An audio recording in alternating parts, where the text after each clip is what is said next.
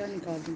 اچھا اعوذ باللہ من الشیطان الرجیم بسم اللہ الرحمن الرحیم اعلموا ان اللہ یحیی الارض بعد موتها قد بینا لکم الآیات لعلکم تعقلون ان المصدقین والمصدقات وأقرضوا الله قرضا حسنا يضاعف لهم ولهم أجر كريم صدق الله العظيم.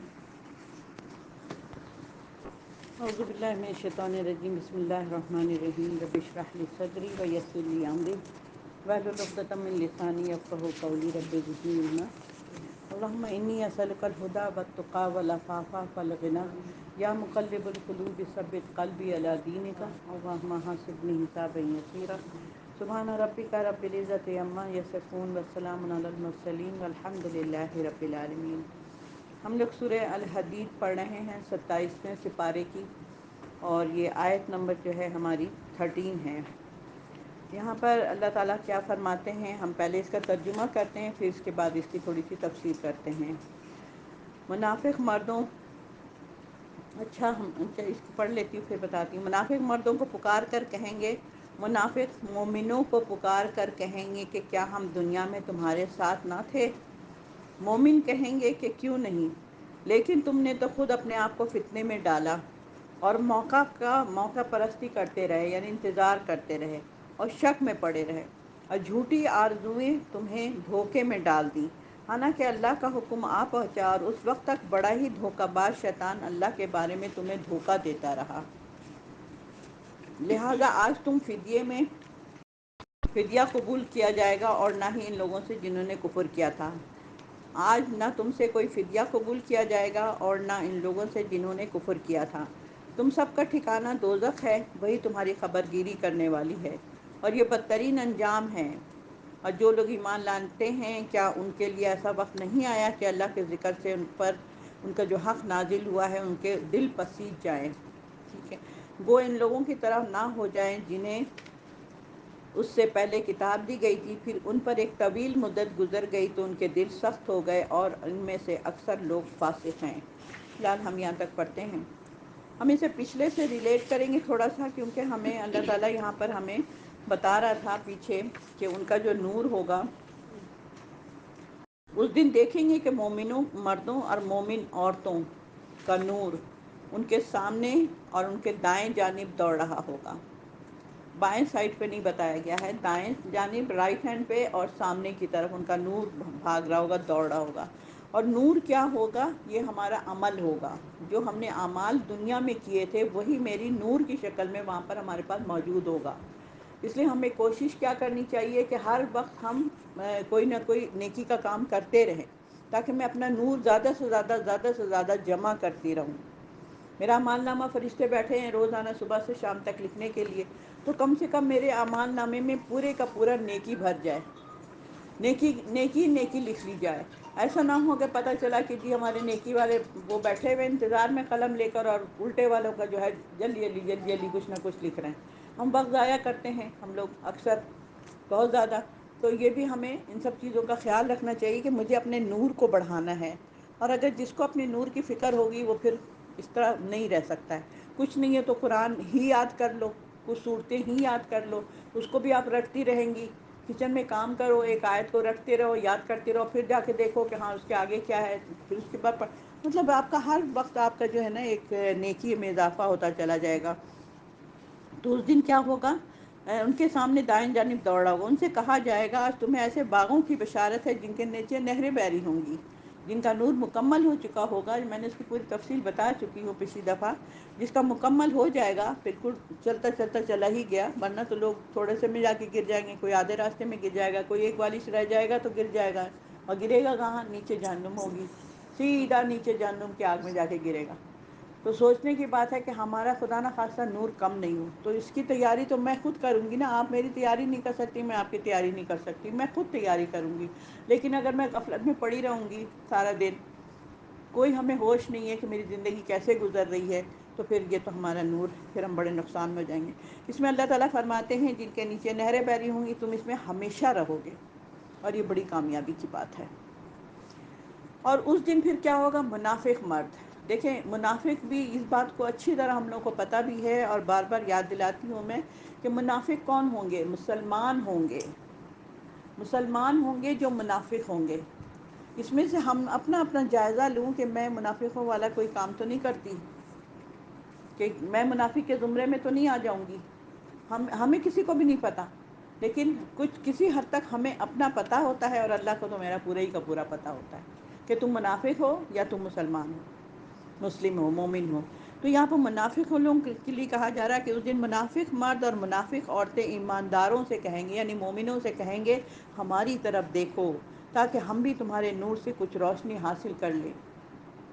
تم آگے آگے جا رہے ہو، تمہاری روشنی ہے، تم سیدھا سیدھا چلتے جا رہے ہو، تمہیں تو سب کچھ نظر آ رہا، میرے پاس تو کوئی روشنی نظر ہی نہیں آ رہی، ہلکی پھلکی سی ہے، یا ابھی تھوڑی تھوڑی سی چلتی ہے، بند ہو جاتی ہے، جو بھی ہے، جو بھی سلسلہ ہوگا تو وہ آواز دے کر کہیں گے۔ اس وقت کا یہ عالم ہوگا، وہ اس طریقے سے آواز دے کر کہیں گے کہ روز محشر میں منافقوں اور مسلمانوں کے ساتھ رہنے کے ساتھ التجا کریں گے، ان سے سوال جواب کریں گے۔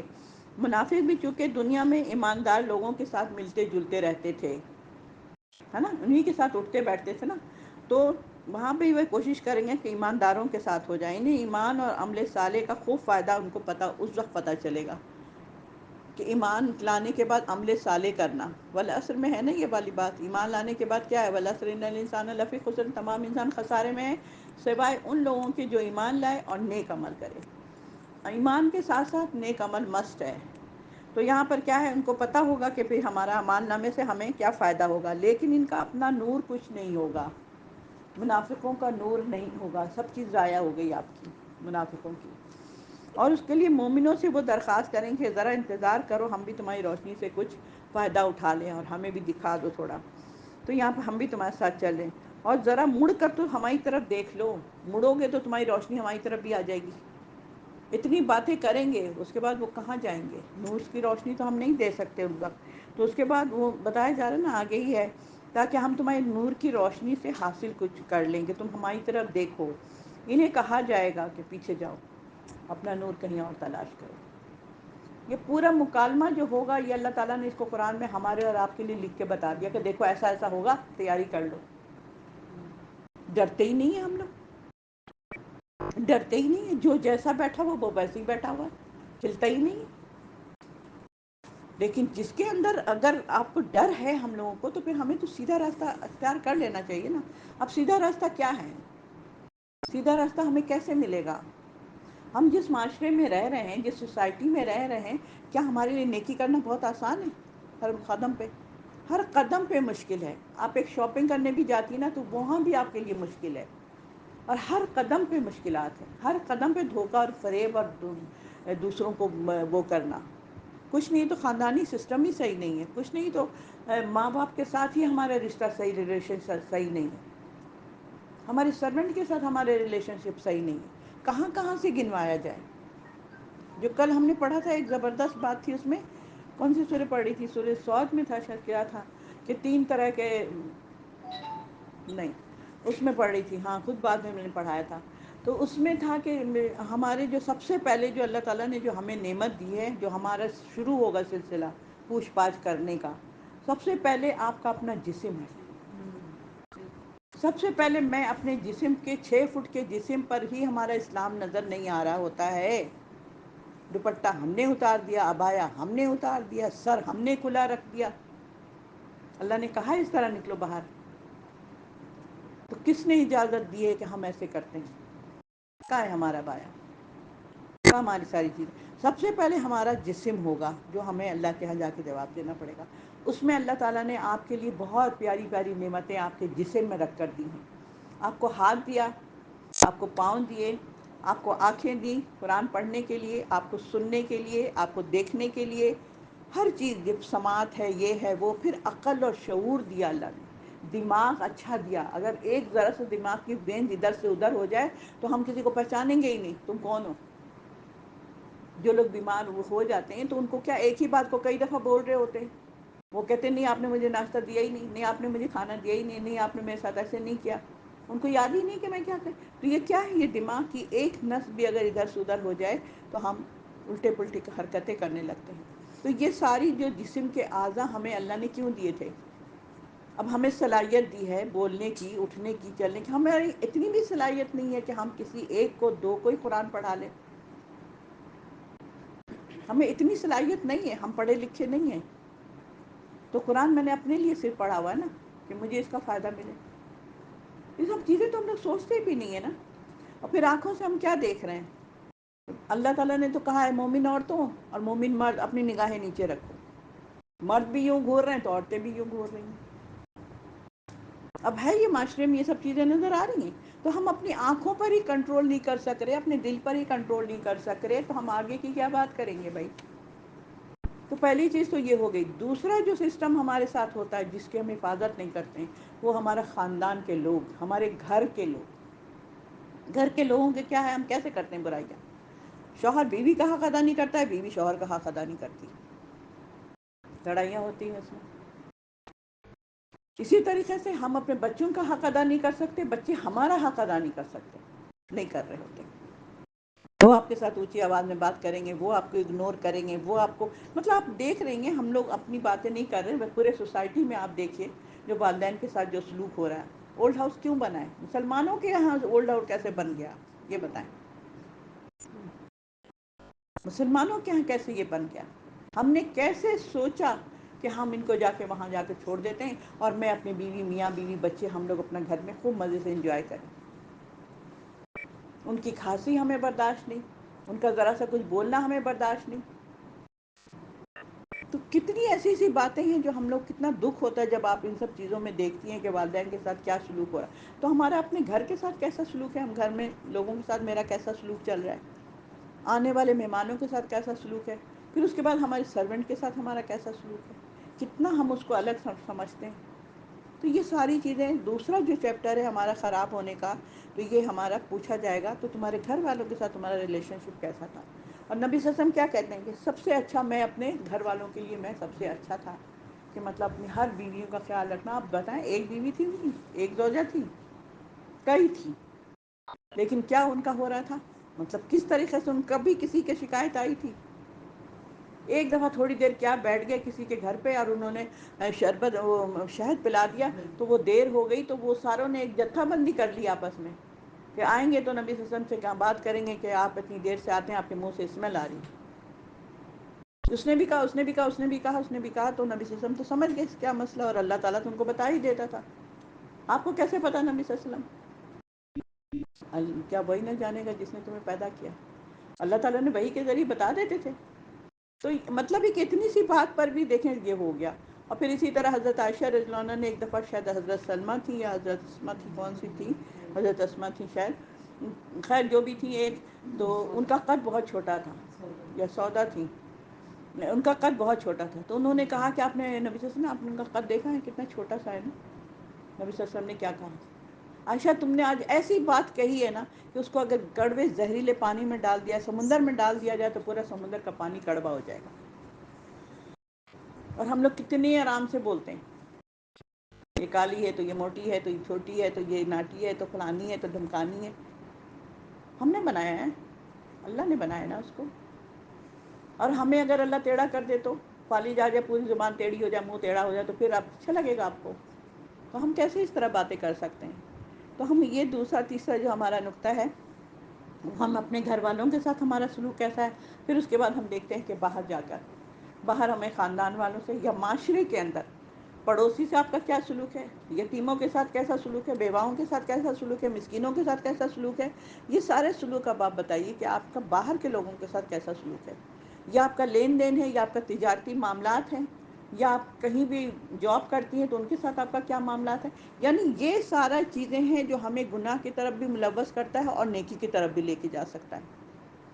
ہم چاہیں تو ان سے ہم نیکی کما سکتے ہیں، ہم چاہیں تو اس سے بدی کما سکتے ہیں. کیا کیا چیز تھی؟ پوائنٹ کیا تھا؟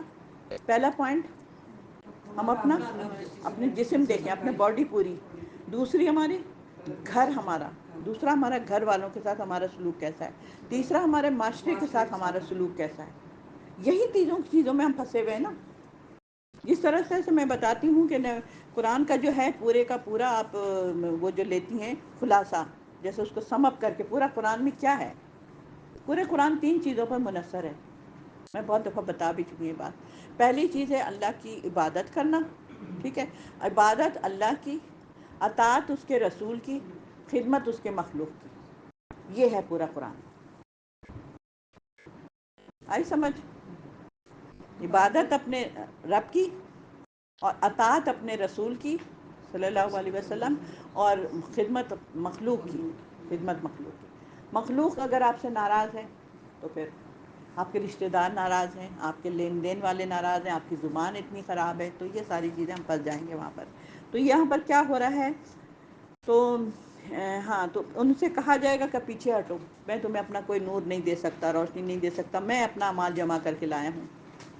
آپ حفظ کر رہی ہیں، آپ لوگ یاد کر رہی ہیں، آپ درسوں میں آ رہی ہیں، آپ پروگرام کرتی ہیں، آپ لکھتی ہیں، آپ بیٹھتی ہیں، آپ سوچتی ہیں، آپ ہر وقت آپ کا ذہن رہتا ہے کہ ابھی میری یہ والی کلاس ہے، ابھی مجھے یہاں جانا ہے، ابھی مجھے ان سے عیادت کرنے جانی ہے، ان سے مجھے ملاقات.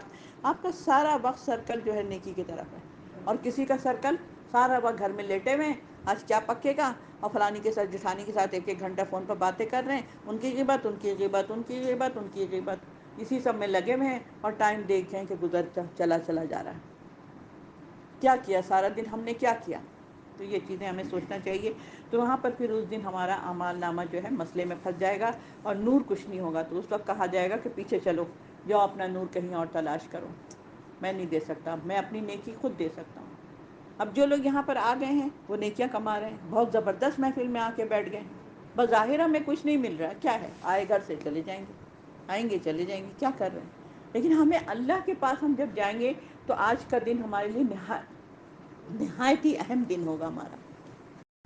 تو ہم اس کو سمجھیں. چاہے تو اللہ تعالی ہم سب کو اس چیز کی سمجھ عطا فرما دے گا، تو پھر ہم پیچھے نہیں ہٹ سکتے. اور ہم کبھی آئیں گے کبھی نہیں، تو پھر اس میں بھی ہمارا وہ تسلسل پھر ٹوٹ جاتا ہے. ورنہ ابھی ہدایت ہمیں مل رہی ہے. ہدایت کا راستہ اللہ نے ہمیں دیا. ہدایت کیا ہے؟ قرآن ہے. کل بھی میں نے پڑھایا تھا، ہدایت کیا ہے؟ قرآن ہے. تو قرآن یہاں پر ہم سننے آتے ہیں، یعنی ہم ہدایت لینے آتے ہیں. ہم گھر میں بھی پڑھیں، گھر میں بھی سمجھ کے پڑھیں تو پھر ٹھیک ہے، وہ بھی آپ کو ہدایت مل رہی ہے. اور ان کے درمیان پھر کیا ہوگا؟ ایک دیوار کھڑی کر دی جائے گی. کس کے درمیان؟ منافقوں کے درمیان مومنوں کے. اور جو مومنوں کے درمیان ایک دیوار اللہ تعالیٰ کھڑا کر دے گا. اچھا بھائی، اس میں کیا ہوگا؟ اس دروازے کے اندر رحمت ہوگی اور باہر اس کے عذاب ہوگا. مومنوں کے لیے رحمت ہے، کافروں کے لیے، منافقوں کی بات ہو رہی ہے یہاں پر. ابھی کافر اور مشرک کی تو بات ہی نہیں ہو رہی ہے. کتنا ڈرنے والی بات ہے نا کہ منافق کی بات ہو رہی ہے یہاں پر، وہ بھی کلمہ گو ہیں. لیکن اس کے بعد پھر کیا ہوگا؟ ایک دروازہ ہوگا، اس دروازے کے اندر رحمت ہوگی. منافق مومنوں کو پکار کر کہیں گے کہ کیا ہم دنیا میں تمہارے ساتھ نہ تھے؟ کیا کر رہے ہو بھائی؟ مجھے بھی تو لے جاؤ، کیا مصیبت ہے، ادھر تو آؤ، دکھاؤ تو صحیح، روشنی تو دکھاؤ. بھائی میں تمہاری دوست ہوں، میں تمہاری امی ہوں، میں تمہارا بھائی ہوں، میں تمہارے چاچا ہوں، میں ماموں ہوں. کیا ہو رہا ہے تمہیں بھائی؟ دکھاؤ مجھے. اس دن کوئی کسی کو نہیں پوچھے گا. افراتفری کا عالم ہوگا. جو تم نے کر کے آئے ہو بس وہی چیزیں ہوں گی. یعنی کہ یہاں پر یہ ہو گیا، ہم پھر پکار کے کہیں گے کہ کیا میں تمہارے ساتھ نہیں تھا؟ مومن اس بات کا جواب دیں گے کہ تم جھوٹ بکتے ہو. یہ جو کہتے ہو کہ ہم تمہارے ساتھ دیا تھا، اس کے بجائے اصل بات یہ تھی کہ تم لوگ موقع پرست تھے، مفاد پرست تھے. موقع دے کر اپنا کام کرتے تھے. تمہارے اندر سچائی نہیں تھی، موقع پرستی تھے. اور اس موقع کی تلاش میں رہتے تھے کہ مومنوں اور کافروں میں سے جس کا پلڑا بھاری ہوگا اس کے ساتھ ہم مل کر دنیاوی مفاد حاصل کر لیں گے. جہاں فائدہ دیکھا وہاں چل پڑے. یہ تو منافق کی خاص نشانی ہے نا کہ جہاں دیکھتے ہیں اپنا فائدہ اس طرف چل پڑتے ہیں. بڑی مطلب سوچنے کی بات ہے یہ ساری چیزیں نا. تو یہاں پر کیا ہے؟ انہوں نے کہا کہ ہم دنیا میں تمہارے ساتھی تو تھے، بھائی ذرا میری تو ہیلپ تو کرو. مومن کہیں گے کیوں نہیں، لیکن تم نے تو خود اپنے آپ کو فتنے میں ڈالا. بالکل تم ہمارے ساتھ تھے، دنیا میں ہمارے گھر میں رہتے تھے بھائی. ایک ہی گھر کے 4 بچے ہیں تو ہو سکتا ہے اس میں 2 منافق ہوں. ہمیں کچھ نہیں پتا. میاں منافق ہو، بیوی صحیح ہو، بیوی منافق ہو، میاں صحیح ہو. منافق کی جتنی نشانیاں بتائی گئی ہیں اس نشانیوں پر اپنا محاسبہ کریں. اس میں کیا کیا چیزیں میرے اوپر تو نہیں آ رہی ہیں. وعدہ کر کے وعدہ خلافی کر دیا، جھوٹ بول دیا، اور اس کے بعد گالی گلوچ پر لڑائی جھگڑا ہوا تو بالکل ہی اپنے آپے سے باہر ہو گئے. کیا کرتے ہیں یہ مرد لوگ جو گاڑیاں ذرا آگے پیچھے کرو تو کیسی کیسی گالیاں نکالنا شروع کر دیتے ہیں. کبھی کہتے نا، کبھی گھوڑا آگے بڑھانے پہ جھگڑا، کبھی پانی پینے پلانے پہ جھگڑا. چھوٹی چھوٹی باتوں میں جھگڑنے کے لیے کھڑے ہو جاتے ہیں، جبکہ مومن تو ایسا نہیں کرتا. یہ منافق کرتے ہیں ایسے ایسے کام، چھوٹی چھوٹی بات میں لڑ رہے ہیں. تو اس طرح ہم لوگ اپنے بچوں کو بچپن سے یہ بات سکھائیں. جس کے چھوٹے چھوٹے بچے ہوتے ہیں نا، وہ لوگ پھر اپنے بچے بڑے لڑتے ہیں بعض گھروں میں، بہت لڑتے ہیں. اور بعض گھر میں اتنے پیار سے رہتے ہیں کہ حیران ہوتا ہے انسان. تو ان کو سمجھانا چاہیے کہ بیٹا آپ ان کے ساتھ مت لڑو، مت ایسے کرو، پھر یہ منافق ٹائپ ہو جاتا ہے. تو یہاں پر کیا ہے، وہ خود اپنے آپ کو فتنے میں ڈالا. تو تم نے موقع کا انتظار کرتے رہے اور شک میں پڑے رہے، اور جھوٹی آرزویں تمہیں دھوکے میں ڈال دی. تم نے کیا سوچا تھا میں تو جنت میں جاؤں گی؟ ہم سب کیا سوچتے ہیں؟ ہم کبھی سوچتے ہیں کہ ہم جنت میں جائیں گے؟ اللہ نہ کرے اور اللہ نہ ہم لوگ کو لے کے جائے. ہم کبھی سوچتے بھی نہیں ایسی بات ہے. ہم تو سمجھتے ادھر یہ مرا یا سیدھا جنت میں چلا گیا، ادھر یہ مرا یہ سیدھا جنت میں چلا گیا. اس کے کام ہمیں نہیں پتا کہ وہ اندر سے انسان کیسا تھا. ہو سکتا بڑا مومن ہو، بہت اچھا ہو، یا اللہ اس کو کوئی ایک ادا سے اس کو پسند کر لیا ہو. لیکن بڑا مسئلہ ہے یہاں پر. تم نے تو خود اپنے آپ کو فتنے میں ڈالا، موقع کا انتظار کرتے رہے، شک میں پڑے، یا جھوٹی آرزویں تمہیں دھوکے میں ڈال دی.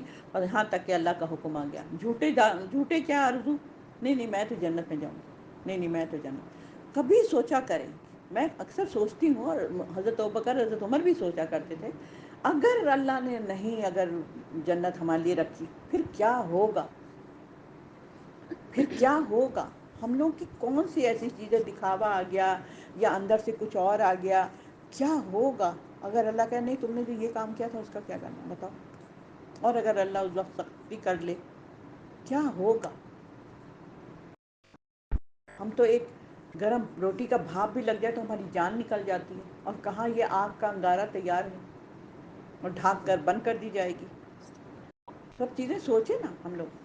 تو اور اس وقت بڑا دھوکے باز کون؟ دھوکے باز شیطان. اللہ کے بارے میں تمہیں دھوکہ ہی دیتا رہا. ایسے کر لو کچھ نہیں ہوتا، پھل کھا لیجئے نا. آدم علیہ السلام کیا ہو گیا؟ کچھ نہیں ہوتا، کھا لیجئے. وہاں سے بہکانا شروع کیا تو یہاں تک آخر قیامت تک بہکاتا ہی رہے گا.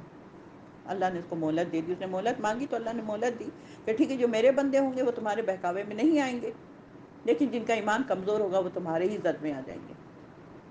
تو ہم اپنا اپنا جائزہ لیں ہم سب لوگ کہ خدا نہ خواستہ ہمارا ایمان کمزور تو نہیں ہے، ہمارا عقیدہ کمزور تو نہیں ہے. ہم ایسا تو نہیں کہ شیطان ہمیں اچک رہا ہے لے کے چلا جائے گا. لہٰذا آج نہ تم سے کوئی فدیہ قبول کیا جائے گا اور نہ ان لوگوں سے جنہوں نے کفر کیا تھا. کسی سے بھی کوئی فدیہ نہیں لیا جائے گا. اس کا مطلب کیا ہوا؟ یعنی کہ جو اللہ کو سرپرست نہیں بنائے گا اس کے سرپرست جہنم ہوگا. جو اللہ کو سرپرست نہیں بنائے گا اس کا سرپرست جہنم ہوگی. اللہ کو چھوڑ دو گے تو کہاں جاؤ گے؟ کہاں جاؤ گے؟ قرآن پڑھنا نہیں، نماز پڑھنا نہیں. پوچھے نا ذرا یہ جوان جوان لڑکوں سے، 18 سال کے، 20 سال کے، 25 سال کے، 30 سال کے لڑکوں سے پوچھیں، لڑکیوں سے پوچھیں. اگر وہ ایسی ہو جائیں ہر وقت قرآن پڑھیں اور سمجھیں اور اس کے مطابق عمل کریں تو بولیں گے یہ پتہ نہیں کون سے زمانے کی ہے یہ. بہت سے لوگ کی بچیاں جب سر پہ دوپٹہ ڈالنے لگتی تھیں تو دوسری عورتیں منع کرتی تھیں، ارے بیس کیا اس کو بری سے بنا دیا ابھی سے، اس کا رشتہ ہی نہیں آئے گا، دیکھ لینا. دین پہ چلے گی تو اس کا رشتہ تھوڑی آئے گا. حالانکہ میرے پاس جتنے رشتے آتے ہیں سب کہتے ہیں دیندار لڑکی بتائیے جو پردہ کرنے والی ہو. اب ہم ڈھونڈتے ہیں کہ پردے والی تو نظر ہی نہیں آ رہی ہے. زیادہ تر تو سب ایسی پھرتی رہتی ہیں. کالج یونیورسٹی میں چلی جائیں دیکھیے آپ تو کیا ہوتا ہے. یہاں پر جن کو سمجھ آ جاتی ہے وہ کر لیتے ہیں. تو یہاں پر وہ منافق جو ہے یہ غالباً مومنوں کے منافقوں سے گفتگو کا جو آخری حصہ ہے کہ جس مال و متاع کے خاطر دنیا میں تم نے منافقت کا رویہ اختیار کیا تھا. مال و متاع کی خاطر جس وقت تم نے اپنا منافقانہ رویہ اختیار کیا تھا، اگر وہ مال و متاع تمہیں مل جائے تو وہ تمہیں کسی کام نہیں آ سکتا. تم اسی مال و متاع کے لیے لڑائی جھگڑے کر رہے تھے نا، اپنے ایمان خراب کر رہے تھے. اگر وہ مل جائے تو کیا کرو گے؟ اس سے کیا کرو گے؟ کتنے دن اس کو استعمال کرو گے؟ اور اس کے بعد وہ مال دولت سارے کا سارا تمہیں دے کر بھی تم عذاب جہنم سے نہیں بچ سکتے ہو، ہے نا.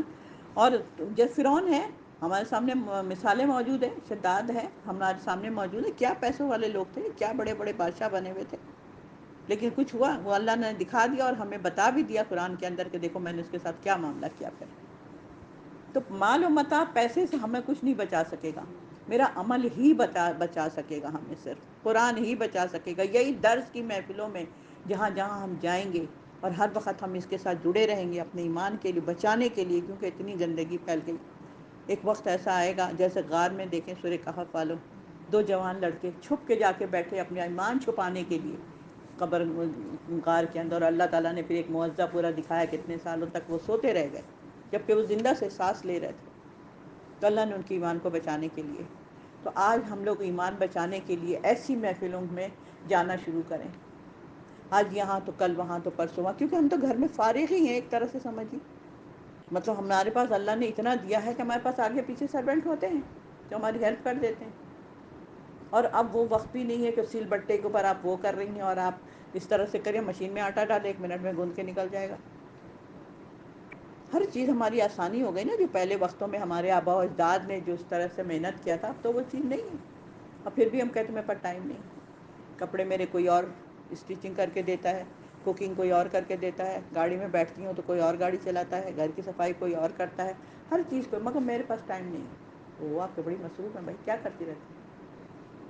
میں تو قریدنے لگ جاتی ہوں، اندر تک پہنچتی نہیں کرتی. کیا آپ مجھے بتائیں پہلے کیا کرتی ہیں آپ؟ کس چیز کا آپ کے پاس ٹائم نہیں ہے؟ لوگ مجھے بولتے ہیں آپ کے پاس ٹائم نہیں ہے، میں کہتی نہیں میرے پاس ٹائم ہے. آپ اپنا کام بتائیں، میں اپنا ٹائم نکالوں گی اس میں سے.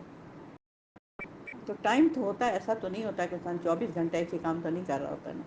میں سب کو بولتی ہوں، میں 3 بجے سے میری کلاس ختم ہوتی ہے 4 بجے، 4 بجے سے لے کے 9 بجے تک میں کیا کر رہی ہوں؟ 9 بجے دوسری کلاس ہوگی نا، باقی میں کیا کروں گی؟ فارغ ہوں. اب میں کسی بچے کو پڑھا دوں، میں کوئی اور کام کر لوں، میں اپنا حفظ کر لوں، میں اپنا یاد کر لوں سبق، میں دوسری کتاب سے نوٹس بنا لوں، میں اپنے قرآن کے ساتھ جڑی رہوں، کیونکہ اتنا لمبا ٹائم مجھے مل گیا. لیکن نہیں، سب لوگ بتا سکتے ہیں اپنے اپنے ٹائم کو کہ آپ لوگ کیا کرتی ہیں، صبح اٹھ کے کیا کر رہی ہیں. بس وہی جو اپنا پڑھائی کیا، نماز کے ساتھ جو پڑھائی کی، اس کے بعد گھر میں کام وام کیا ہوگا، ناشتہ وغیرہ بنایا ہوگا، پھر بھی بہت ٹائم ملتا ہے، پھر بھی بہت ٹائم ملتا ہے، پھر بھی بہت ٹائم ملتا ہے. تو یہ چیزیں ہیں. ہاں اچھی بات ہے.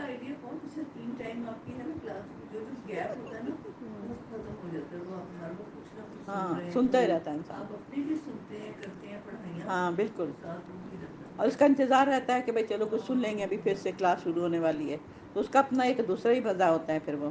تو یہاں پر جو ہے نا ان لوگوں کے بارے میں بات ہو رہی ہے کہ کیا ہم تم فدیہ میں قبول کیا جائے گا نہ ان لوگوں سے جنہوں نے کفر کیا. تم سب کا ٹھکانہ دوزخ ہے اور وہی تمہاری خبر گیری کرے گی، اور وہ بہت ہی بدترین انجام ہے. منافقوں کے بارے میں ہے کہ جن کا نور کے لیے ڈھونڈ رہے ہوں گے. جو لوگ ایمان لائے ہیں کیا ان کے لیے ایسا وقت نہیں آیا کہ اللہ کے ذکر سے ان کے حق جو نازل ہوا ان کے دل نرم ہو جائیں؟ کیا ابھی تک ایسا وقت نہیں آیا ایمان لانے والوں کے لیے؟ ہم لوگ بھی سب اپنے ایمان والے ہیں، تو کیا ہمارا دل پرسجتہ نہیں ہے؟ کیا ہمیں ڈر نہیں لگتا ہے؟ میں اکثر کلاس ختم ہوتی ہے میں کہتی ڈر نہیں لگا آج کی آیت پڑھ کے؟ کچھ پریشانی ہوئی کہ نہیں ہوئی؟ کوئی گھبراہٹ ہوئی کہ نہیں ہوئی؟ کوئی اپنی فکر ہوئی کہ نہیں ہوئی؟ کوئی زمین نے ملامت کیا یا نہیں؟ کچھ بھی نہیں اگر ہوا، خوشی خوشی ہم ہنس رہے ہیں، بول رہے ہیں ہے اللہ ابھی اتنی بڑی بڑی باتیں سنا اور اس کی چہرے کی شکل دیکھو، تو لگتا ہے کچھ اثر ہی نہیں لیا اس نے. ورنہ چہرہ تو ہماری نشاندہی کرتا ہے نا ہر چیز کی. تو ہمیں اگر وہی نہیں ہو رہا ہے تو پھر ہمیں کیا ہے؟ تو اللہ تعالیٰ کیا کہہ رہے ہیں؟ جو لوگ ایمان لائے ہیں کیا ان کے لیے ایسا وقت نہیں آیا کہ اللہ کے ذکر سے جو اللہ نے نازل کیا اس پر ان کے دل پر سیجے؟ مومنوں سے ہی اللہ تعالیٰ کہہ رہے ہیں کہ ایمان والوں سے اللہ تعالیٰ کہہ رہے ہیں، جو لوگ ایمان لائے ہیں ان کے لیے بات ہو رہی ہے. اور ان کے دل کیوں نہیں ان کے دل پر سیجتے ہیں؟ یعنی کہ اس صورت کے زمانے نزول غالباً جنگ احزاب کے بعد صلح حدیبیہ سے پہلے کا تھا. اس وقت اسلام کے غلبے کے کئی آثار لوگوں کے سامنے آ چکے تھے. اندازہ ہو گیا تھا کہ اسلام کے آثار نظر آ رہے ہیں، شاید اسلام نافذ ہو جائے گا. اور جب نبی صلی اللہ علیہ وسلم 4 سال ہو گئے تھے دعوت دیتے ہوئے، اور ان کے جو چچا تھے، کیا نام تھا ان کا، عبد المطلب تھے، جو ابو طالب. ان کا انتقال ہونے والا تھا، ابو مطلب بہت طالب. بیمار تھے. ابو ابو طالب تھے نا. ابو طالب. تو وہ جو ہے مطلب وہ بہت زیادہ بیمار ہو گئے تھے، اور وہ اپنے ان کی بہت خیال رکھتے تھے اپنے بھتیجے کا. تو قریش کے بڑے بڑے سردار ان کے پاس آئے اور کہنے لگے اب تو شاید یہ کسی وقت مر جائیں گے، ان کی جو حالت ہو رہی ہے، تو ہم تو پھر نبی صلی اللہ علیہ وسلم کو نہیں چھوڑیں گے. کیونکہ یہ تو ابھی ان کی وجہ سے ہم ان پر کچھ کرتے نہیں ہیں، ان پر ہاتھ نہیں اٹھاتے ہیں۔ اب پھر ہم تو اگر ہم بعد میں کریں گے تو لوگ کہیں گے کہ دیکھو ان کے جانے کے بعد ان کا یہ حال کر دیا ان کے بھتیجے کا۔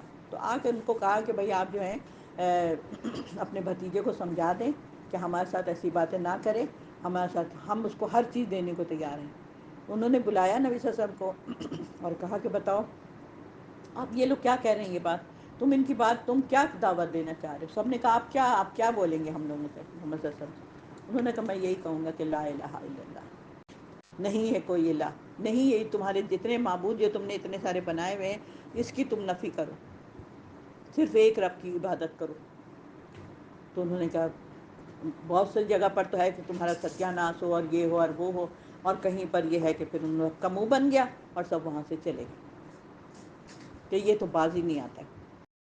اور وہ ڈر گئے تھے کہ اب لگتا ہے کہ دین غالب آ جائے گا۔ انہوں نے کہا عرب اور عجم مطلب تمہارے ہاتھ میں ہو جائے گا، تم ایمان لے آؤ۔ نبی صلی اللہ علیہ وسلم نے فرمایا ان سے کہ ایمان لے۔ میں نے یہی سوچ رہی تھی اتنے بڑے بڑے سردار آئے ہوئے، اتنے سارے 25 لوگوں کا وفد آیا تھا ان کے پاس، ابو طالب کے پاس، بار بار نام بھول جاتی ہوں میں، تو ان کے پاس، اور وہ بیچارے ایک انسان ہیں، تو کیسے انسان کو خوف آتا ہے نا۔ لیکن جب آپ ایمان پر ڈٹی ہوئی ہوتی ہے نا اور دوسرے لوگ باطل کی باتیں کرتے ہیں تو پھر ہمارے اندر وہ خوف نہیں ہوتا۔ اگر فرض کریں مجھے سب کے سامنے بلایا گیا جو سارے لوگ بالکل ہی بیکار ہیں، مطلب اللہ کے ساتھ نہیں جڑے ہوئے ہیں، ان کو پتہ ہی نہیں ہے کوئی چیز کا، اور آپ کو پتہ ہے بہت، تو آپ کی جو وہ کیفیت نہیں ہوگی، آپ کو ڈرنے کی بات نہیں ہے کیونکہ آپ حق پر، آپ سچی بات کریں، آپ کے ساتھ اللہ کی مدد ہے آپ کے ساتھ۔ آپ کو جیسے آپ کو اللہ یاد آئے گا، اللہ میری مدد فرما، میں تو تیرا کلام پڑھنے جا رہی ہوں، میں تو تیرے لیے تیری بات کو آگے پھیلانے کے لیے جا رہی ہوں، تو پھر کوئی ڈر نہیں لگتا۔ اور جس کو انسانوں کا ڈر ہوتا ہے اس کو پھر اللہ کا ڈر نہیں ہوتا ہے، اور جس کو اللہ کا ڈر ہوتا ہے اس کو انسانوں کا ڈر نہیں ہوتا۔ تو اگر ہماری یہ کیفیت ابھی تک نہیں بنی ہے نا، لوگوں سے ہمیں ڈر لگتا ہے نا بات کرنے میں، تو سمجھے کہ ابھی آپ کا ایمان اسٹرانگ نہیں ہوا ہے۔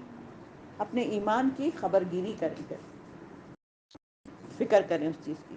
تو یہاں پر یہ ہے، اس کے بعد ان لوگوں کی طرح نہ ہو جانا جنہوں نے اس سے پہلے کتاب دی گئی تھی، پھر ان پر ایک طویل مدت گزر گئی تو ان کے دل سخت ہو گئے، اور آج ان میں سے اکثر فاسق ہیں۔ اب یہ دیکھیں قرآن کی وہ آیت ہے، اس میں انسان کی زندگی کا رخ بدل جا رہا ہے۔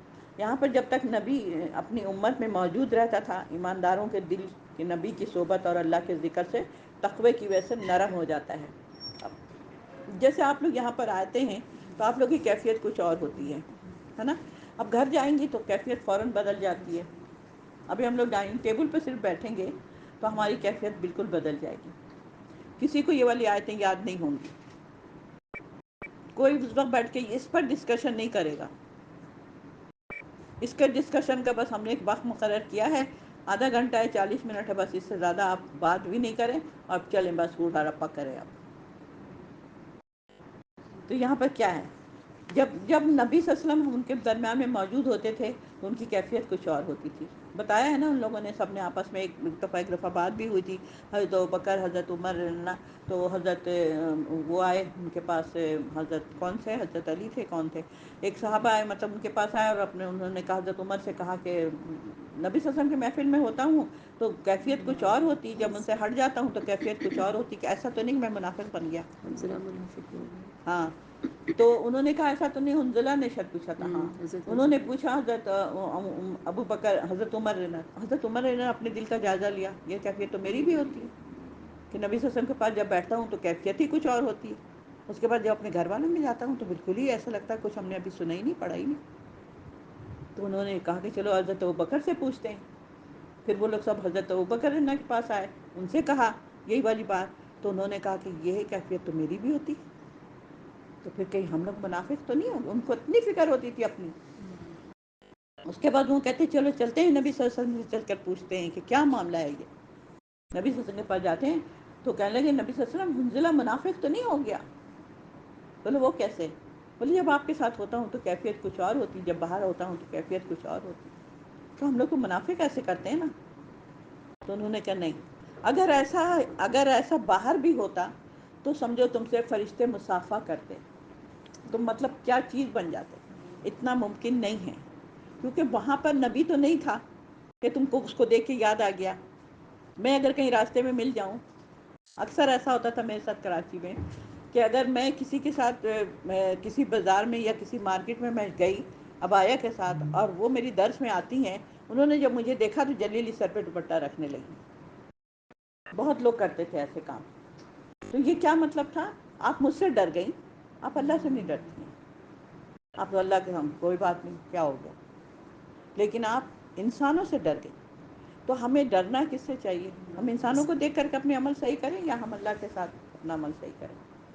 تو یہ والی باتیں ہوتی ہیں. تو یہاں پر ہمیں کیا کرنا ہے، اللہ تعالیٰ اس میں بتایا جا رہا ہے کہ تقویٰ مطلب تو وہی انہوں نے کہا ہنزلہ منافق ہو گیا، ہنزلہ منافق ہو گیا. نہیں، یہ انسان کی ایک فطرت ہے کہ جب ہم ایسی محفل میں ہوتے ہیں تو ہماری کیفیت کچھ اور ہوتی ہے، لیکن ہم جب ان محفلوں سے ہٹ جاتے ہیں، ظاہر ہے کہ پھر وہ بال بچے ہیں، ان کو یہ دے دو، ان کو وہ کر دو، تو اس وقت ہمیں تو وہ چیزیں نہیں ہوں گی. ہر وقت انسان اس طرح سے نہیں رہ سکتا ہے، ان کے ساتھ بھی واسطہ پڑے گا. لیکن اس میں بھی عبادت ہے کہ آپ چیزوں کو ضائع نہ کریں، آپ انصاف کے ساتھ کام کریں، اپنے گھر میں سب بچوں کا ایک جیسا خیال رکھیں. بہت ساری چیزیں اس کے اندر بھی نکات مل جاتے ہیں. تو یہاں پر ان لوگوں کی یہ ہے کہ سبقت کرنے کی طرف، ان کی سب کی جو طبیعتیں جو تھی نا، وہ نیکی میں سبقت کرنے کی ان لوگ کے اندر تھا کہ سبقت کرے. حضرت ابوبکر، حضرت عمر اللہ کے بارے میں سب کو آپ لوگوں کو پتہ ہے کہ کتنا ان لوگوں کے اندر سبقت کرنے کا شوق تھا کہ کیسے ہم سبقت کریں نیکیوں میں. اور ہمیشہ کون جیت جاتا تھا؟ حضرت ابوبکر صدیق ہے نا. وہ پورے گھر کا سامان لے آیا، انہوں نے آدھا سامان لیا، انہوں نے کہا آج تو میں جیت جاؤں گا، لیکن دیکھا کہ پھر حضرت ابوبکر صدیق ان سے بازی لے گئے. تو سبقت کرو، دوڑو اس جنت کی طرف جس کی وسعت آسمان اور زمین جیسی ہے. ہم سب کو دوڑنا ہے جنت کی طرف. کیفیت ہوتی ہے اس کو ہم چینج کرنے کے لیے کچھ کر سکتے ہیں. سچ ہو جاتا ہے تو آہستہ آہستہ وقت گزرنے کے ساتھ ساتھ لوگوں کی طبیعتیں اللہ کی یاد سے غافل ہونے شروع ہو جاتی ہیں، ہے نا. اور اس میں تقوی کے بجائے فسق اور اللہ کی نافرمانی اور بغاوت کی جراثیم جنم لینا شروع کر دیتے ہیں. بالکل صحیح بات ہو رہی ہے. یہود اور نصارہ دونوں پر یہ کیفیت گزر چکی ہے. ان کے جب رسول چلے گئے تو یہود و نصارہ نے پھر اپنے آپ کو بالکل ہی، اس آیت میں جو ہے نا زیادہ تر مسلمانوں کو بالخصوص منافقوں کو یہ تنبیہ کی جا رہی ہے. اصل میں یہ منافقوں کی بات ہو رہی ہے کہ منافق کے اندر یہ کیفیت زیادہ ہوتی ہے. لیکن اگر ہم یہاں سے ہٹ کے اپنے گھر میں بھی ہیں، اس وقت بھی ہمیں اللہ یاد رہتا ہے. ہم نے پانی ویسٹ نہیں کرنا، ہم نے چیزیں ضائع نہیں کرنی، اس وقت ہمیں اللہ کو یاد کر رہی ہوں ہم. تو یہ چیزیں ہو گئی. کیا ہوا؟ اللہ کی یاد سے غافل رہنا بیماری ہے جس سے دل سخت ہو جاتے ہیں، ٹھیک ہے، اور اس کے اندر فسق و فجور داخل ہو جاتے ہیں. جب اللہ ہمیں یاد نہیں رہے گا، اللہ سے ہم غافل ہو جائیں گے تو ہمارے دل کیا ہو جاتے ہیں؟ سخت ہو جاتے ہیں، اور پھر ہمارے اندر فسق و فجور. لہٰذا تم پر لازم ہے کہ اللہ کو ہر وقت یاد رکھنا ہے اور اپنے اندر تقوی کو پیدا کرنا ہے. تقوی اللہ کا ڈر کہتے ہیں. بہت اس کو لوگ مشکل سمجھتے ہوں گے، لیکن میں اتنی دفعہ اس کو پڑھا ہے اور اتنی اچھے سے ان لوگوں کو ازبر ہو چکا ہے کہ تقوی ہماری چلتے پھرتے زبان میں داخل ہو گئی ہے. کہ تقوی کیا ہے؟ اللہ سے ڈرنا، اللہ سے ڈرنا. اب اللہ سے ڈرنا کیا؟ اللہ سے ڈرنا. اب میں ایک چھوٹی چھوٹی مثالیں بتاتی ہوں. آپ کو کسی نے جوس لا کے دیا، آپ نے ایٹیکیٹس کے لیے آپ نے اتنا چھوڑ دیا. یہ جو ہمارے ایک معاشرے کا ایک چلت پھرت ہے، تو ہم نے اگر نہیں چھوڑیں گے تو ہم کہیں گے کیا، یا تو بھوکی ہوگی، یا پھر جاہل ہوگی، یا پھر اس کو تمیز نہیں ہے، اسٹیٹس نہیں ہے اس کا. ایسے کیسے ایک دم ہی پورا پی لیا؟ اور وہ جو مومن ہوں گے وہ پورے کا پورا پی لیں گے. ضائع کریں گے، نلکے میں پھینکے گا، اللہ کیا مجھے حساب دینا پڑے گا. آپ کو جو سوچنا ہے سوچیں بھائی، مجھے اپنی فکر ہے، مجھے اپنا نور بڑھانا ہے. یہ سب چھوٹی چھوٹی میں اسی لیے ٹپس بتاتی ہوں تاکہ ہماری جو زندگی میں ہمیں ہوتا ہے نا، تو وہ ہم اپنا خیال رکھیں اس چیز کو. اللہ کیا ہمیں اس چیز کا حساب دینا پڑے گا. اس طریقے سے اور بھی بہت ساری ایسی چیزیں ہیں. تو یہاں پہ یہ ہے، تو یہاں پہ یہی بتایا جا رہا ہے کہ یہ سب چیزیں جو ہیں انسان کے اندر توبہ وغیرہ بہت زیادہ کرنا چاہیے، اور تقوی اختیار کرنا چاہیے، اور ہر وقت اللہ کے اوپر نظر رہنا چاہیے. ہمارا رشتہ اللہ کے ساتھ ہم اس کو ہر وقت مضبوط رکھیں. ٹھیک ہے، صبح جیسے ہی اٹھا کریں تو فوراً اللہ سے دعا مانگیں کہ اللہ آج کا دن ہمارا بالکل عین آپ نے جیسے بتایا ویسے ہی گزرے. تو اس میں پھر ہمارا گزرتا بھی ہے الحمدللہ. گزارتے ہیں، کوشش ہوتی ہے. کام کرنا کوئی منع نہیں ہے، کام بھی عبادت ہے. ٹھیک ہے، تو یہاں پہ جان لو پھر کیا اللہ تعالیٰ کہہ رہے ہیں ان لوگوں کی طرح نہ ہو جانا جو کتاب دی گئی کہ طویل مدت گزر گئے اور ان کے دل سخت ہو گئے. دل ان کے سخت ہو گئے، اور آج ان میں سے اکثر لوگ فاسق ہیں. ٹھیک ہے. اور جان لو کہ اللہ تعالیٰ ہی زمین کو اس کے مردہ ہونے کے بعد زندگی بخشتا ہے. زمین مردہ ہو جاتی ہے، اس کو زندگی بخشتا ہے. ہم بھی مردہ ہو جائیں گے تو کیا ہمیں زندگی بخشے گا اللہ؟ کیا سوچ کیا رہی ہیں ان سے پوچھ. جب مردہ ہو جائیں گے پھر تو ہمارے اعمال ہی ہوں گے، اس وقت تو ہم کچھ نہیں کر سکیں گے نا. میں کیا بول رہی ہوں، آپ کیا بول رہی ہیں؟ اچھا ہاں، اگر دے گا زندہ ہوتے ہوئے مردہ ہوں گے تو پھر تو جس طرح اللہ تعالیٰ زمین کو بتا رہے نا کہ جس طرح اللہ تعالیٰ زمین کو مردہ ہونے کے بعد زندگی بخشتا ہے تو ہمیں بھی مردہ ہونے کے بعد زندگی بخشے گا. ہم دوبارہ قبروں سے نکلیں گے، یہ تو سب کو پتہ ہے نا. تو ہم زندہ ہوں گے نا، زندہ ہونے کے بعد اب ہم دوبارہ نہیں مریں گے. دوبارہ اب ہم نہیں مریں گے، ہمیں ہمیشہ رہنا ہے اب. اور جو جہنم میں جائیں گے وہ جلیں گے لیکن ان کی روح نکلے گی نہیں. ان کا پورا جسم ختم ہو چکا ہوگا، سب کچھ ہو جائے گا، پھر سے دوبارہ اللہ ان کو زندہ کرے گا، پھر سے ان کی کھالیں چڑھائے گا، پھر سے ان کے اوپر سب چیزیں دے گا، اور پھر سے دوبارہ سزا میں اس کو پھر سے آگ میں پھینکا جائے گا. تو وہ سلسلہ مستقل اس کے ساتھ چلتا رہے گا. لیکن جو لوگ ایمان، جس نے کلمہ ایک رائی کے دانے کے برابر بھی کلمہ پڑا ہوگا، وہ جنت میں آ جائے گا، مطلب واپس آ جائے گا. لیکن خوب ساری سزائیں وغیرہ اتنے سالوں تک کاٹنے کے بعد. ہم نے تمہارے لیے آیاتیں کھول کھول کر بیان کر دی ہیں، شاید کہ تم کچھ سمجھ سکو. کھول کھول کر تو بیان کریے، جب ہم قرآن کھولیں گے تو ہمیں پتہ چلے گا نا کہ اللہ نے کون کون سی آیتیں اس میں کھول کھول کر بیان کی ہیں. تو کھولنا تو ہمیں بھی ہے نا، اپنے دلوں کے دروازوں کو کھولنا ہے، قرآن کو کھولنا ہے، نیکی کے کام میں اپنے آپ کو بھگانا ہے، دوڑانا ہے. تو یہاں پر اللہ تعالیٰ کہہ رہے ہیں میں نے تو کھول کھول کر ایک ایک بات بتا دی ہے. جب ہم لوگ پڑھتے ہیں قرآن تو ہم کہتے ہیں اللہ، اس میں اللہ نے یہ بھی نہیں چھوڑا. اب میل فیمیل بنتے کیسے ہیں، ایک نیا بیبی بنتا کیسے ہے، اس تک کے بارے میں ہے. پودے کیسے مطلب ایک کے بعد ایک ہوتے ہیں، درخت کیسے بنتے ہیں، ایک کے بعد دوسرے درخت کیسے بنتے ہیں. یہ جو ٹہنیاں جھول رہی ہوتی ہیں، جو نیچے گر رہی ہیں اوپر چڑھ رہی ہیں، کیا ہے یہ؟ اس کے بارے میں بھی اللہ نے کہا کہ وہ کیا کرتی ہیں، مجھے سجدہ ریز کرتی ہیں، سجدہ کرتی ہیں میرے لیے، سجدہ کرتی ہیں. یہ جو درخت کی ٹہنیاں ہلتی ہیں نا جب ہواؤں سے، دور دور سے درخت یوں گرتا ہے پھر اٹھتا ہے پھر گرتا ہے پھر اٹھتا ہے، تو وہ کیا کرتی ہیں، اللہ تعالیٰ کہتے ہیں یہ سجدہ کرتی ہیں مجھے. تو ہم ان پر غور ہی نہیں کرتے، ہمیں پتہ ہی نہیں ہے، ہم نے کبھی قرآن کھولا ہی نہیں تو ہمیں کیا یاد رہے گا. جتنے زیادہ پڑھیں گے، جتنا زیادہ پڑھیں گے، جتنا زیادہ پڑھیں گے، اس وقت آپ کے اندر آنا شروع ہوگا.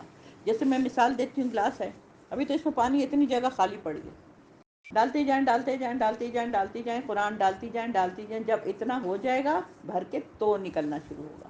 یعنی ابھی ہمارے قرآن تو ہم نے ابھی شروع کیا ہے، جبکہ ہماری تو اب عمریں ختم ہو رہی ہیں. ہمیں تو ایک ایک آیت کا پتہ ہونا چاہیے کہ کہاں پر اللہ تعالیٰ کیا کہہ رہا ہے. لیکن ہم نے کب کھولا ہے؟ 50 سال کی عمر میں، 60 سال کی عمر میں. کیا ہے یہ؟ تو اللہ تعالیٰ کہہ رہا ہے میں تو کھول کھول کر بیان کی، شاید کہ کچھ سمجھ سکو. مردوں اور عورتوں میں سے جو لوگ صدقہ کرنے والے ہیں.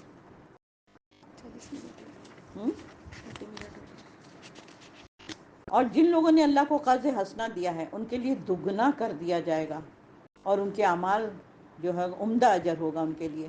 اور جو لوگ اللہ اور اس کے رسول پہ ایمان لائے وہی اپنے پروردگار کے یہاں صدیق ہوں گے، شہید ہوں گے، شہداء ہوں گے، اور پھر ان کو اجر ملے گا روشنی کی شکل میں، روشنی ملے گی ان کو. جن لوگوں نے اللہ کو قرض حسنہ دیا، چلے پہلے اس کو دیکھ لیتے ہیں. قرض حسنہ انفاق فی سبیل اللہ کی تلقین کرنا ہے، دوسروں کو بھی بتانا ہے اور خود بھی کرنا ہے. انفاق اللہ کی راہ میں مال نکالو، انفاق فی سبیل اللہ، اللہ کی راہ میں مال. اللہ کی راہ میں کون سا مال نکالو؟ کہاں ہو رہا ہے اللہ کا کام، کیا ہو رہا ہے، ہم کس کو دیں جا کر. جو نئے لوگ ہوتے ہیں وہ کنفیوز ہوتے رہتے ہیں، کیا کریں گے، کس کو دیں گے. اب اس وقت تو نبی صلی اللہ علیہ وسلم مانگتے تھے، کہتے تھے، آیتیں اترتی تھیں. اب ہمارے پاس کہاں ہے کوئی ایسی جگہ؟ آپ لوگ بتائیں، جو لوگ دے رہے ہیں وہ بتائیں کہاں دیتے ہیں آپ لوگ، کیا کرتے ہیں. دین کی اشاعت کے لیے، بکس وغیرہ کے لیے جہاں پر کام ہو رہا ہے، جیسے والدین کے لیے بھی دے سکتے ہیں.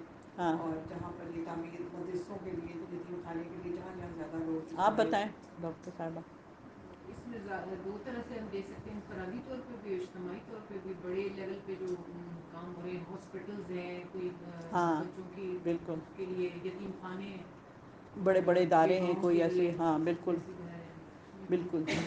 انفاق اللہ کی راہ میں، جہاں جہاں پہ دین کا کام ہو رہا ہے وہاں پر ہم نے اللہ کی راہ میں مال نکالنا ہے. تو یہاں پر اللہ تعالیٰ پھر کیا کہہ رہے ہیں کہ میں ان کو پھر دگنا کر دوں گا، قرض حسنا، یعنی کہ اللہ تعالیٰ کہہ رہا پھر میں اس کو دگنا کر کے تمہیں واپس کر دوں گا۔ اچھا، میں نے 1000 روپیہ دیا تھا تو مجھے 2000 مل گئے ہیں، مجھے 10,000 دیا تھا تو مجھے 20,000 مل گئے۔ تو اگر آپ کی نیت ایسی ہوگی کہ اللہ تعالیٰ نے خود وعدہ کیا کہ دے گا تو ضرور اللہ، ہاں کل نہیں دے گا، ہو سکتا ہے 5 سال کے بعد دے۔ اللہ کے پاس بہت لمبے لمبے ٹائم پیریڈ ہوتے ہیں اور ہمارے پاس بہت ٹائم پیریڈ بہت چھوٹے ہوتے ہیں، ہم کہتے ہیں ابھی جلدی جلدی جلدی جلدی۔ پھر اللہ تعالیٰ کہتا ہے انسان بڑا تھڑدلا واقع ہوا، جلد باز، جلدی حاصل ہونے والی چیز کو سوچتا ہے۔ حضرت یوسف علیہ السلام کو دیکھ لیں، حضرت یعقوب علیہ السلام کو دیکھ لیں، حضرت ایوب علیہ السلام کو دیکھ لیں، کتنا لمبا ٹائم پیریڈ تھا بیماری کا حضرت ایوب علیہ السلام کا۔ حضرت یوسف علیہ السلام کو دیکھ لیں، میں اس دن پورا ان کی تفصیل پڑھ رہی تھی، 7-8 سال تک وہ جیل میں رہے تھے، 7-8 سال تک وہ جیل میں تھے، جبکہ انہوں نے کوئی قصور بھی نہیں تھا ان کا۔ اور 7-8 سال تک ان کی اس وقت عمر کیا تھی جب ان کو اقتدار ملا تھا، جب آ گئے تھے ان کو، جب حکومت ملی تھی اس وقت وہ 25 سال کے تھے، اس وقت وہ 25 سال کے تھے، 7-8 سال تو جیل میں کاٹ کے آئے، یعنی کہ 17-18 سال کی عمر میں وہ جیل میں گئے ہوں گے، کیونکہ وہ تو چھوٹے بچے تھے نا جب وہاں پر چلے گئے تھے، بھائیوں نے جو پھینک دیا تھا ان کو، تو بچے تھے، وہ تو سب سے چھوٹا بھائی تھا میرا، کیا ہوگا 12-13 سال کے ہوں گے، ایسے کچھ ہوں گے۔ اس کے بعد 1-8 سال کے بعد کچھ مسئلہ ہوا ہوگا، یا 2-3 سال کے بعد، یا جتنے بھی سال، لیکن تقریباً عمر ان کی سمجھو اسی طرح کی ہوگی، کیونکہ 7-8 سال پہلے تو 25 سال کے اس وقت تھے وہ۔ تو کتنا ایک ٹائم پیریڈ ہوتا ہے نا، جہاں جیل میں رہنا کوئی آسان بات ہے، 1 ہفتہ کوئی رہ کے دکھا دے، وہ 7-8 سال، وہ بھی بے مطلب کوئی ہمارا قصور بھی نہیں تھا۔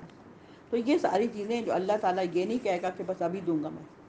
اب جیسے صلح حدیبیہ میں کیا ہوا تھا، ہم لوگ اس دفعہ حج عمرے پہ جائیں گے، چلو بھائی چلو، سارے تیار ہو گئے مدینے کے لوگ، اور اتنے خوش ہو رہے تھے کہ ہمارا آبائی گاؤں ہے وہ مکہ، ہم تو پلے بڑے وہاں سے، ہم تو بڑے ہوئے وہاں پر، سب بہت خوش ہوئے کہ ہم لوگ اپنے گاؤں جائیں گے، مطلب اپنے شہر جائیں گے، مکے واپس جائیں گے، ملیں گے جا کے ہر جگہ، اپنی یادگار چیزیں دیکھیں گے۔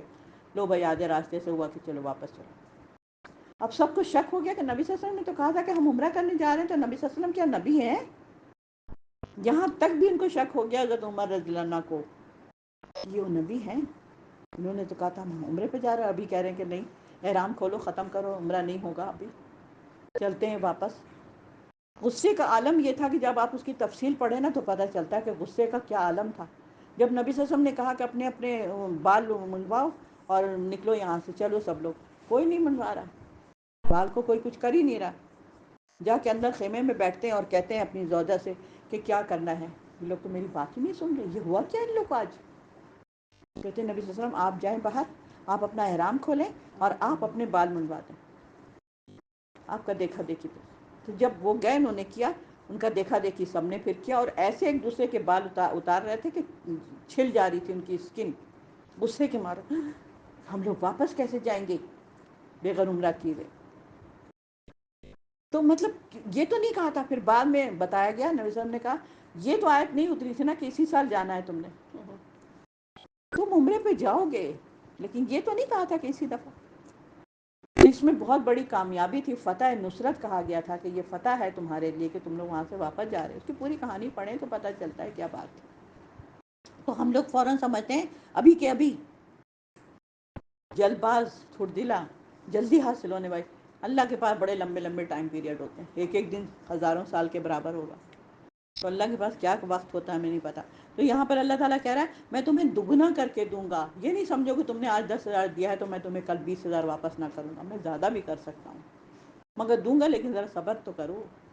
اور دیتا ہے اللہ، اور ان کے لیے عمدہ اجر ہے جو لوگ اللہ کے راہ میں خرچ کرتے ہیں، اور جو لوگ اللہ اور اس کے رسول پر ایمان لاتے ہیں وہی اپنے پروردگار کے ہاں صدیق ہیں اور شہداء ہیں، شہید ہیں، اور انہیں ان کے اعمال کے مطابق ان کو اجر ملے گا اور روشنی بھی ملے گی۔ روشنی کیا؟